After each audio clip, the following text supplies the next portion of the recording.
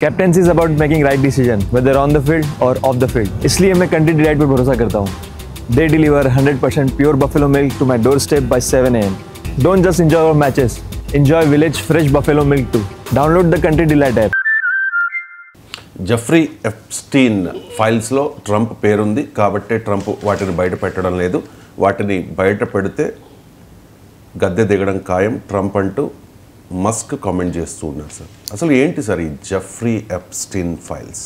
Jeffrey Epstein files అనేది Jeffrey Epstein అనే criminal సంబంధించిన ఇది బిగ్ సెక్స్ అఫెండర్.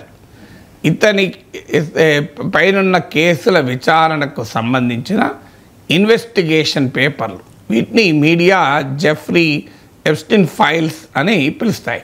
ఎందుకంటే మనం కూడా చూసాం చాలాసార్లు ఇలాంటి పేర్లు. అంటే జెఫ్రీ ఎప్స్టీన్ ఫైల్స్ అంటే జెఫ్రీ ఎప్స్టీన్ అనే క్రిమినల్ పైన జరిగిన ఇన్వెస్టిగేషన్కు సంబంధించిన డాక్యుమెంట్స్ ఇవి. ఈ జెఫ్రీ ఎప్స్టీన్ 2019లో న్యూయార్క్ ఫెడరల్ జైల్లో చనిపోయాడు. అంటే చనిపోయి పడి ఉన్నాడు. సూసైడ్ అని జైలు అధికారులు అంటారు.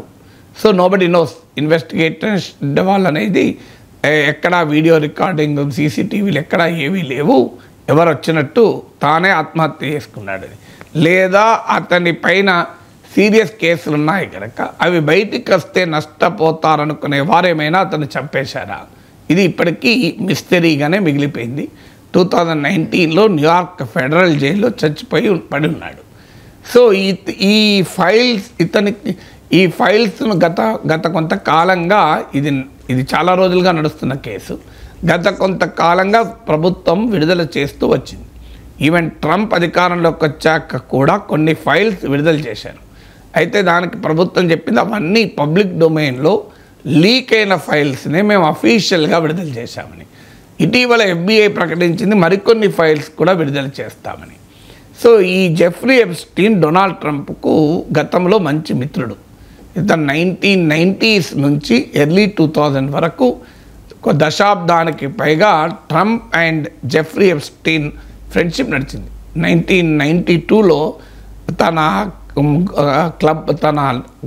కాస్ట్లీ క్లబ్ ఉంది మ్యారలోగాలో. సో అక్కడ క్యాలెండర్ గర్ల్ అనే కాంపిటీషన్ నిర్వహించినప్పుడు ఇద్దరు ఉన్నట్టు వీడియోలు వచ్చాయి, ఫొటోస్ వచ్చాయి. ఇద్దరు డాన్స్ చేస్తున్న అమ్మాయిల వైపు వేలు చూపెడుతూ. సో ఈ జెఫ్రీ ఎప్స్టీన్ పైన ఆరోపణ ఏంటంటే ఈవెన్ చైల్డ్ సెక్స్ అబ్యూస్ కూడా. 14 years అమ్మాయికి డబ్బులు ఇచ్చారు లైంగిక వేధింపుల లైంగిక వాంఛ తీర్చమని అని కూడా ఆరోపణ. So even Donald Trump statement కూడా ఉంది క్లియర్గా, Jeffrey Epstein is a terrific guy, ఇతను చాలా is a terrific guy, is a big fun to be with him. అంటే ఏంటి ఆ ఫన్, అది కూడా చెప్పాడు. We both like beautiful women and they are on the younger side అన్నాడు. ఇంత నీచంగా మాట్లాడే ట్రంప్. అంటే జెఫ్రీ ఎప్స్టీన్కు నాకు అందమైన మహిళలంటే ఇష్టం, అందమైన బాలికలంటే ఇష్టం, వాళ్ళు యంగర్ సైడ్ కూడా ఉంటారు, అంటే చిన్న వయసు వాళ్ళు కూడా ఉంటారు అని ట్రంప్ తన పైశాచికత్వాన్ని బయటపెట్టుకున్నాడు. సో ఇవన్నీ కూడా జెఫ్రీ ఎప్స్టీన్ ప్రైవేట్ జెట్లో ట్రంప్ అనేక సార్లు ఫ్లోరిడా న్యూయార్క్ల మధ్య ప్రయాణం చేశాడు కూడా. సో వీరిద్దరికీ మధ్య 2004లో విభేదాలు వచ్చాయి. ఫ్లోరిడా రియల్ ఎస్టేట్ సంబంధించినటువంటి ప్రాపర్టీ డిస్ప్యూట్లో ఇద్దరికి విభేదాలు వచ్చాయి. 2004 నుంచి తన సంబంధాలు లేవు అని ట్రంప్ సమర్థించుకుంటాడు. 15 ఏళ్ళుగా నేను జెఫ్రీ ఎప్స్టీన్తో మాట్లాడలేదని.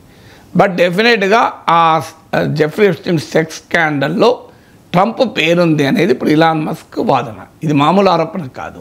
ఎందుకంటే ఇదే అంతకుముందు ట్రంప్ ఎలక్షన్ టైంలో కూడా ఇలాంటి ఆరోపణలు ఎదుర్కొన్నాడు. ఫెలోనీ అని చాలా కేసులు అయ్యాయి. అసలు ప్రెసిడెంట్గా అతను ఎలక్ట్ అయ్యటానికి ఎలిజిబులా కాదా అన్న చర్చ వచ్చింది. ఈవెన్ ఇప్పటికి కూడా అలాంటి ఇష్యూస్ వస్తే అమెరికన్ ప్రెసిడెంట్స్కు కొత్త ఏం కాదు. బిల్ క్లింటన్ లాంటి వ్యక్తిపై కూడా ఇలాంటి ఆరోపణలు ఆయన ఆఫీస్ స్టాఫే చేశారు. సో ఇప్పుడు డొనాల్డ్ ట్రంప్ ఉమెన్ పట్ల వ్యవహరించే తీరు అందరికీ తెలుసు. Is very very controversial sex స్కాండల్స్లో ఉన్నారు. సో ఈవెన్ డబ్బులు ఇచ్చి దాన్ని బయటికి రాకుండా చేశాడన్న ఆరోపణలు కూడా ఉన్నాయి. సో ఈ ఆరోపణలు ఆల్రెడీ ఉన్నాయి. కొత్తగా ట్రంప్ పైన ఇలాంటి ఆరోపణలు కొత్తగా వచ్చేది ఏం లేదు. ఆ ట్రంప్ మీద ఏంది ఇలాన్ మస్క్ పైన కూడా చాలా ఆరోపణలు ఉన్నాయి. ఇలాన్ మస్క్ పైన ఇలాంటి అంటే మహిళల పట్ల అనుచితమైన ప్రవర్తనకు సంబంధించిన కంప్లైంట్స్ ఇలాన్ మస్క్ పైన ఉన్నాయి. ఇద్దరికీ అవే లక్షణాలు. ఆ లక్షణాలు ఉన్నవాడు ఒకరికోడు విమర్శించుకుంటున్నాడు. రేపో మాపో ఇలాన్ మస్క్ పైన ట్రంప్ కూడా బయట పెడతాడేమో. సో అందువల్ల జెఫ్రీ ఎప్స్టీన్ ఫైల్స్లో ట్రంప్ పేరుంది, అందుకే ట్రంప్ ప్రభుత్వం వాటిని విడుదల చేయడం లేదన్న ఆరోపణ కొత్తగా ఎథిక్స్ను రైజ్ చేయకపోయినా వెరీ సిగ్నిఫికెంట్ పొలిటికల్ డ్యామేజ్గా మారుతుంది. అంటే మ్యాక్సిమం అయితే ఇలాన్ మస్క్ వ్యాపారాలను ట్రంప్ దెబ్బతీయచ్చు, ఇది ready for it, so all the best అంటున్నాడు ఇలాన్ మస్క్. కానీ ట్రంప్కి ఒక పొలిటికల్గా, ట్రంప్ ఏమో ప్రెసిడెంట్ పోస్ట్లో ఉన్నాడు, పొలిటికల్గా కూడా వెరీ వెరీ డ్యామేజింగ్గా పెద్ద పొలిటికల్ స్టామ్కి జెఫ్రీ ఎప్స్టీన్ ఫైల్స్ కారణం కావచ్చు. అయితే జెఫ్రీ ఎప్స్టీన్కు చాలామంది సెలబ్రిటీలతో సంబంధాలు కూడా ఉన్నాయి. మరి ఆడ 2 డెమోక్రట్ రిపబ్లికన్లు 2 పార్టీల పొలిటీషియన్లతో సంబంధాలు ఉంటే చెప్పలేము. But definitely it's a very big scandal. ఒకవేళ నిజమే అయితే that will rock American politics.